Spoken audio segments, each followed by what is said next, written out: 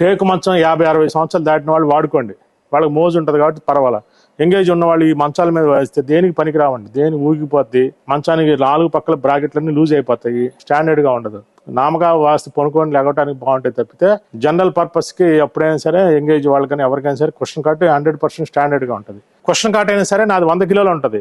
ఇది చూడండి ఎంత స్టాండర్డ్ గా ఉంటుందో, పౌడర్ కొట్టాడు ఫుల్ స్టాండర్డ్. మీరు గీకినా కూడా చిన్న గీత కూడా పడదు, పౌడర్ మీరు నీళ్లు పోసిన తుప్పు కూడా రాదు, ఎందుకంటే పౌడర్ కొట్టి అంత హెవీ క్వాలిటీ అనమాట. 100 కిలోలు ఇస్తున్నాము అంటే అంత స్టాండర్డ్గా ఉంటేనే ఇచ్చేది, అంత గట్టిగా చెప్పేది. అందుకనే మీరు క్వశ్చన్ కార్ట్ కావాలంటే ఆన్లైన్లో బుక్ చేసుకోండి.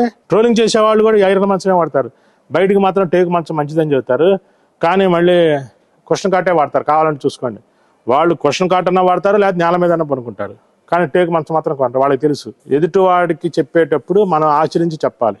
నేను ఐరన్ కార్టే వాడుతున్నా, పక్కాగా చెబుతున్నా. ఎందుకంటే ఇది simple, standard, convenient, comfort, cleaning easy, తక్కువ డబ్బులు. మిడిల్ క్లాస్ వాళ్ళకి వరం అనమాట.